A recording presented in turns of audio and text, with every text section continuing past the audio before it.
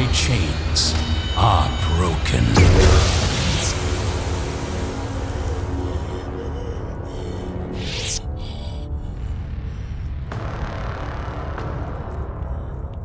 The Force shall free me. Hello, great people of YouTube. In today's video I'll tell you about something that is very important, and it is a Sith philosophy. So we know Sith thanks to Star Wars. You have them in Star Wars movies, in Star Wars books, as well as in Star Wars games. So Sith are like this ancient race of, let's say, aliens in Star Wars. And later they also like incorporate humans and other races to their orders, armies, and so on. Also, being a Sith does not necessarily imply that you are a part of the Sith race. You know, it can also mean that you are just following the philosophy of Sith. And even though Sith are somehow opponents and villains and like evil people in like Star Wars genre and so on, I think it is very useful to analyze their philosophy, you know, especially if you consider also like playing Star Wars games, like for example KOTOR, so Knights of the Old Republic, or like the MMO created by BioWare, also SWOTR, also it means SWTOR, which means Star Wars the Old Republic. And when you play those games, also when you read books, but also if you analyze movies deliberately, you can like have a lot of knowledge about the Sith philosophy. And like I said, of course, good people always win in the end, and we know how Star Wars movies ends. And even though the evil people can have like the hand raised for some of the time and like have some kind of a successes. For example, it happened like in the new Star Wars movies, so like those with Kylo Ren, with Rey, and so on. So like you had this situation in which like in the second episode of those like new Star Wars movies, the Kylo Ren was actually winning for some time. So like a evil person was winning, so like the supporter of Sith philosophy was winning. But then of course good people used the new opportunities and they won in the end, and it always ends like this, like in a good fable, right?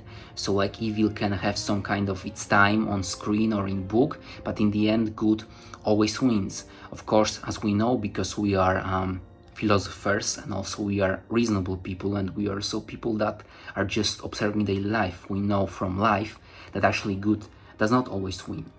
Strength always wins. And I do not mean like physical strength, because strength can be something that can be achieved through rhetorics, through speech, as when you are a politician and so on.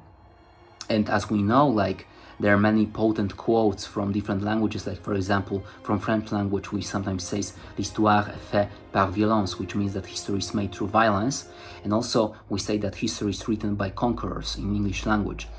So it all says something about human nature, that of course it is very calming for our nervous systems and for our hormones to think that, well, good people always win. You know, it's like a story presented in most of the fables and like bedtime stories for children. But actually, it's not about being good or evil. It's about possessing strength. And when you possess strength, you can choose artificially if you are a good person or a bad person.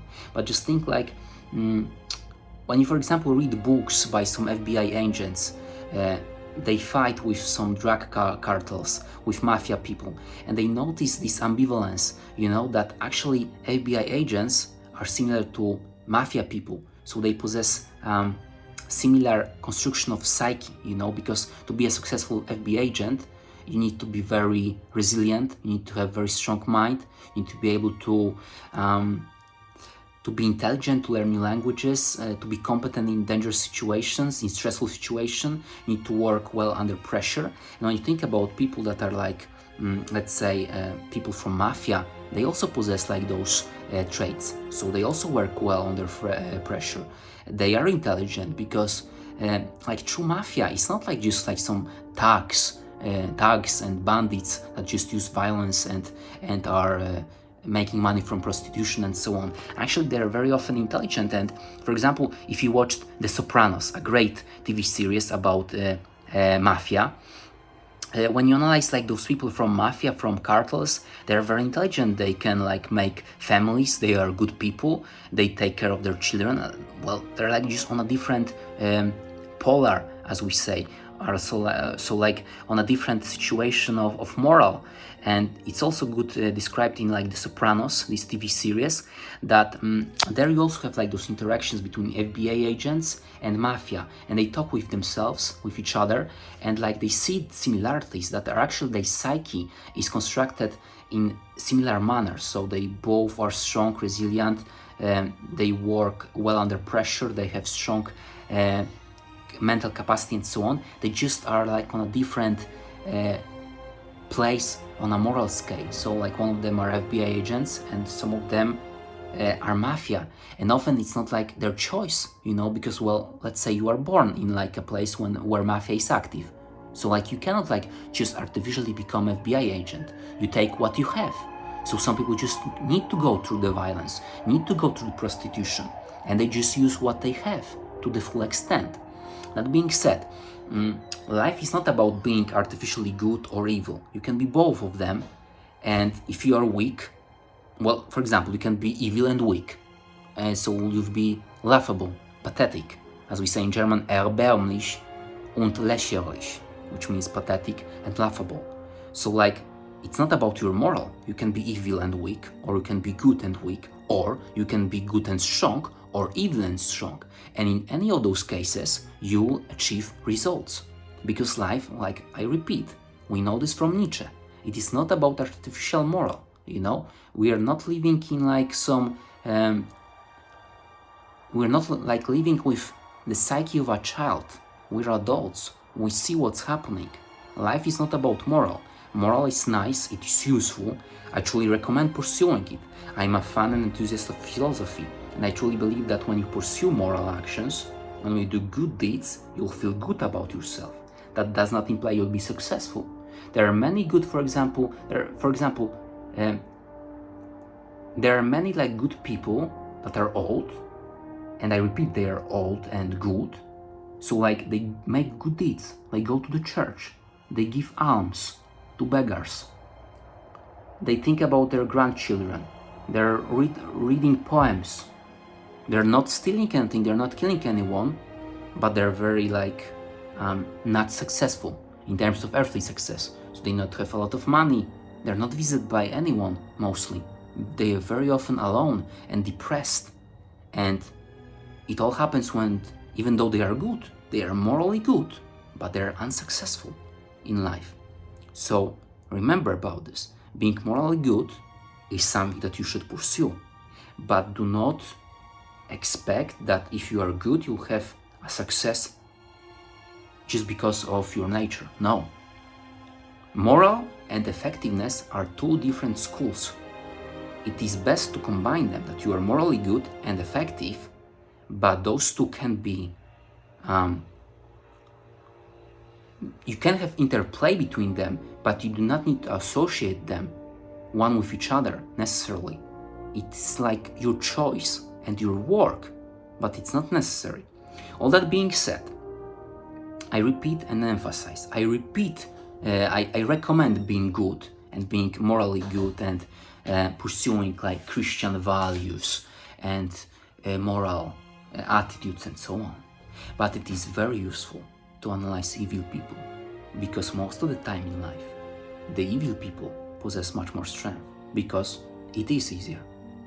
Actually, there is some kind of like a primal instinct that when you go for the violence, when you go for manipulation, when you go for primal instincts of domination, when you focus on wealth, on women, when you focus on like just the plain domination, it is easier to be strong.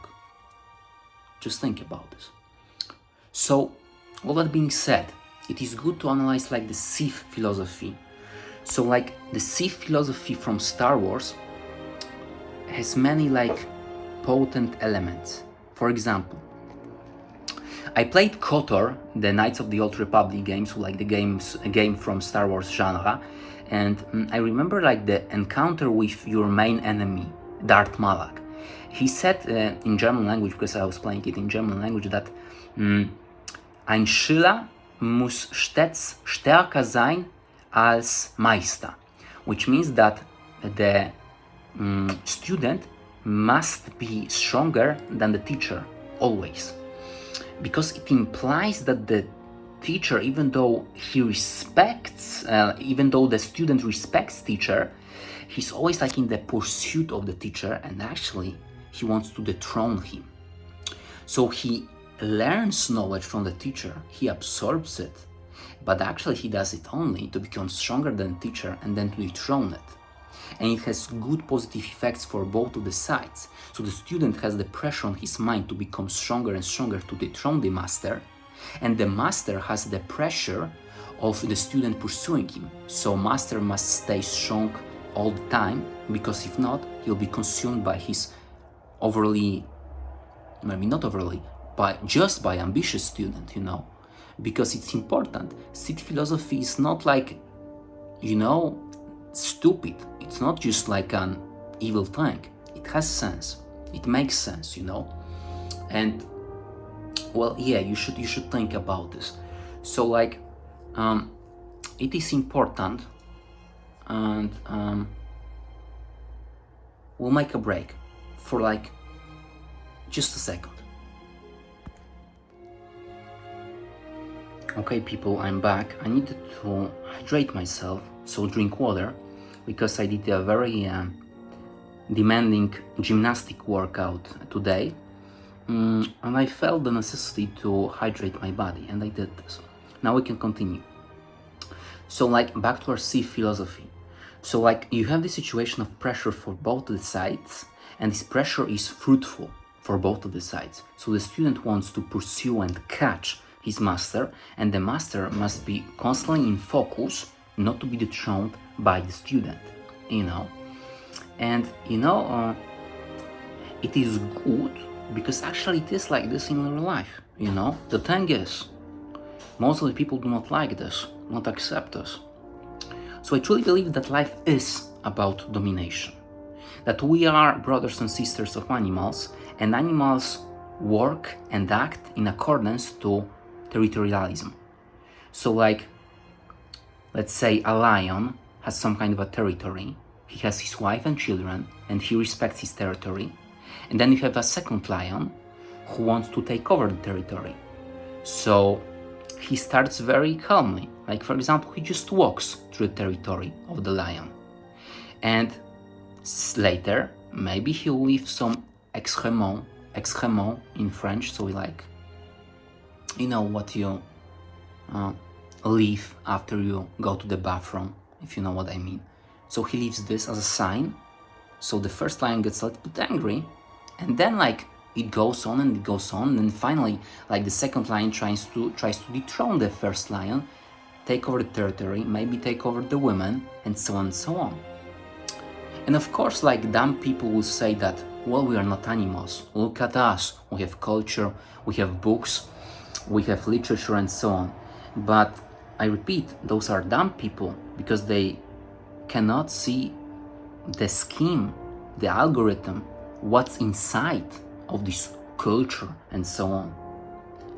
We sometimes say, like, there's a great saying that sometimes a wise man shows the moon, and the dumb person watches at the finger and not at the moon, So it implies that, well, many people do something like this. So like, they judge a book by its cover, So for example, like, they see culture, so they think, well, if humans created museums, if humans can create books, if humans can create music, well, they must be very different than animals. But actually, it would be as, let's say, you have two people, and both of them have the same DNA, or let's say slightly different DNA, but mostly the same. And the first person has a red cloth, red t-shirt on her or him, and the second one has a blue t-shirt on him or on her, you know? So they are like different with the clothes. And yes, dumb person will say they must be different. No, they look different. But inside they are very similar. And it is the same with us, humans, and animals. We have the same instincts. The basic instinct is territorialism, territorial instinct, and so on. Just look at famous politicians. Let's say you have, for example, Donald Trump, a president of the United States, former president of the United States. He meets with Emmanuel Macron, le président de la République française, and he shakes his hand, and you can see it on YouTube. It takes like, 2 minutes, and he shakes like, and it's not like I'm making fun of him. Actually, I think I'm very opposite to criticizing Donald Trump for what he does, and also Emmanuel Macron, because he does the same thing with others like politicians that are weaker than him. So, but let's not jump with topic. Let's stay with Donald Trump. So most of the people made fun of this. So like you have this YouTube video that Donald Trump handshakes Emmanuel Macron for like 2 minutes, and they're making fun. What? This is some kind of a weirdo. What? Why he's like doing this weird handshake? But actually, believe me, if those people were presidents, they would have such clear opportunity to pursue the primal instinct of domination and territorialism that they would look for ways to do those things. Because actually life is not about big gestures, For example, like you have a lot of smart people that have a lot of knowledge in their heads, but they do not know how to present themselves. They do not know how to dominate. On the other hand, so like that's the big gesture, a knowledge in your head. But a small gesture is like the solid handshake. And actually it's more important. When you do a solid handshake to a woman, she might fall in love with you. When you do a solid handshake to your boss in job, he will respect you more. And when you are president of the United States and you handshake the president of République Française for 2 minutes, and you show to the people that, look at me, I am almost making fun of him. It's not like a deliberate making fun, like both of those people, Macron and Trump, are like intelligent people. You can disagree with them, but they are strong leaders, And like, when you analyze them, you see that, well, they just know how it works. That this small gesture of handshake is important for people. Life is not about explaining yourself. Well, people would not respect Donald Trump if he would make a 10-hour lecture about why I am the best president. Look at the first logical argument, look at the second logical argument, and now one scientific argument, and now the second scientific argument. I repeat something that I said days ago in my other vlog. Life is not about logic. If it would be about logic, we would be very satisfied with life, and we would end all the problems of humans in ancient times. We already had logics there. Logics are simple. A to B. A means B, A plus B means C, and so on and so on. You can learn logic. It's very useful. Also, that being said, it's not like the ultimate tool. So like, if it would be, you could just learn logics and you would solve all the problems. Yet it's not like this. Why? Because actually, we are not logical creatures. We are emotional creatures. We are brothers and sisters of animals. We focus mostly on instinct and on small gestures. Handshake, showing off your handshake as a president, and so on, talks to people much more than your lecture with science. It is good that you are making science, you're making progress, and so on. But you sometimes not you like my viewer, but you can connect the dots, you're intelligent. So like those abstract scientists, that they forget that actually they need to be more humble, and also what they also forget is that They are just brothers and sisters of animals. They cannot change the nature. You can create as many artificial creations as you want. You can pursue the culture. You can do the modern art. You can do some kind of flick-flacks, zigzags on paintings. You can create music. You can dance. You can pretend as much as you want that you are better than animals. But actually you are not. In many cases, animals are better than humans. I learned it thanks to Michel Onfray, this great philosopher from France. For example, humans are capable of brutality just for the sake of brutality. For example, a lion, when he's hungry, he kills an antelope, but he does not savor the kill. He kills to eat, and then he goes back to his wife, and life goes on. Whereas human can be full, can be already satisfied, can have a lot of money and women and so on, but will still be tormented by his psyche and thus will become a maniac that will just be happy with the blood on his hands. And for example, let's say in medieval times, you sometimes read those historical stories about people. Let's say I read something like this a few days ago about some king in Hungary, and this king was attacked by rebels, peasant rebels, and he crushed them. He destroyed those peasant rebels. He captured their king, the king of the rebels, the leader of the peasants. So what animal would do? Lion would do. So lion has an opponent, finds an opponent, kills him. Over. What this king from Hungary did, he captured the opponent and then he savored the win in a brutal way. He tortured the rebel. He did not need to do it. Okay, he can execute him, well, if he wants to eliminate the enemy, but why would he torture him? For what? He was doing very bad stuff to him. He was using fire to make some suffering to him. He cut off his limbs and many other brutal things that I do not want to describe right now. You can imagine, it was not necessary. He could just execute him and that's it. But he preferred, as a human, humanity is not always the upgrade. Sometimes it's the downgrade. He savored the torment that he caused. So yeah, all that being said, we need to remember that we are brothers and sisters of animals, and we are not that far away. And if we are far away, often it actually is a bad thing for us. Other good example is that dogs have very good olfactory system, so the system of nose, and it's really important what I learned. So if you would see the scan of the olfactory system, the nose system, the breathing system of dogs, let's say it's the big as the golf ball, like this, right?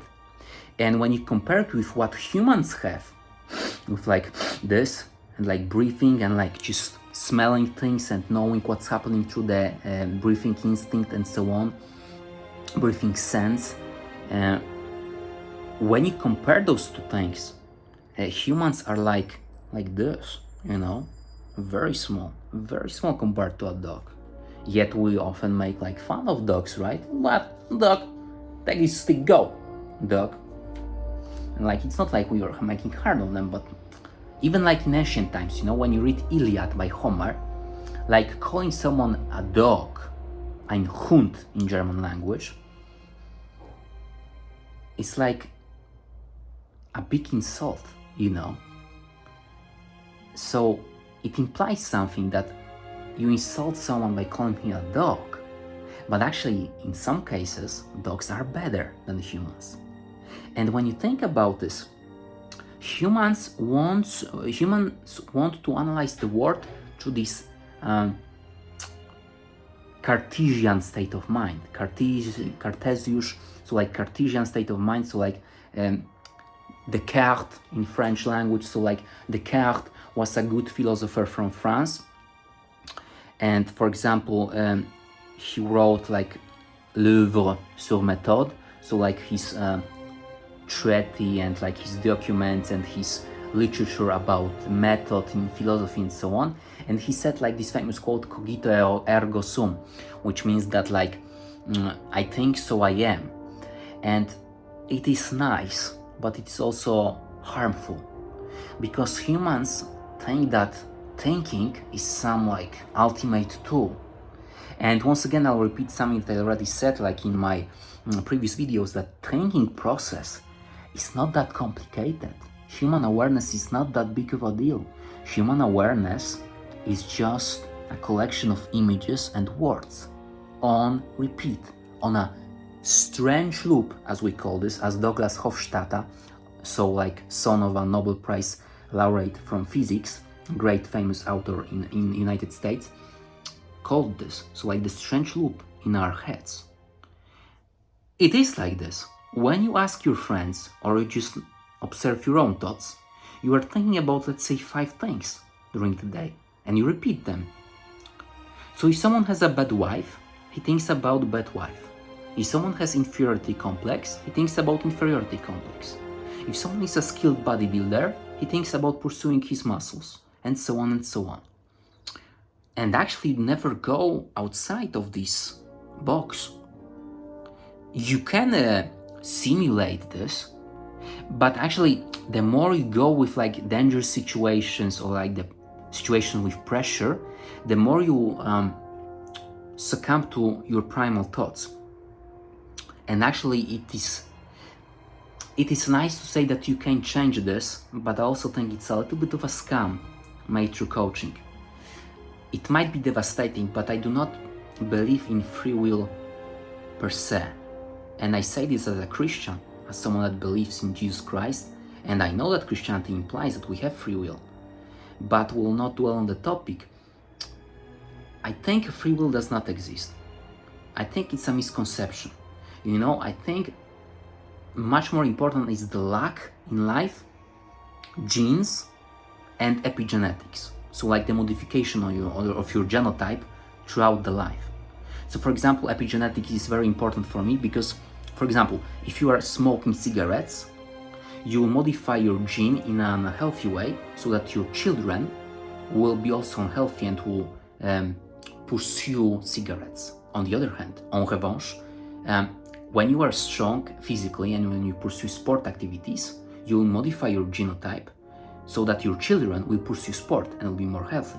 So that implies that yes, you are constructed in accordance to DNA, but you can modify it. So it's a big motivation for me because it makes perfect sense, because it implies that when I modify me and when I make an upgrade of me through rigorous lifestyle, through sleeping well, drinking water, training and so on, well, my children will be better when they are born and we can pursue it for a very long time. So my grandchildren will be also better and so on. So like genotype changes over time. That being said, I do not think you can do anything. You know, coaching people tell you that you can do anything if you just dream about this. Not very much. Because make a simple experiment. Why not every single person on the planet Earth does not become a philosopher, like Diogenes from ancient times? So like Diogenes was living in a barrel and he was very happy and satisfied with life. He had 0 problems, 0 depression, 0 toxic ambitions, nothing. He was living in a barrel and drinking water from the lake. And speaking of water, wait a second, I'll hydrate myself. Okay, I'm back. I drank some water. And I saw also that we are exceeding our time limit. Of course, I can make a vlog for 2 hours, but I know from experience that actually it's very hard to like digest such long videos. So we'll end it soon.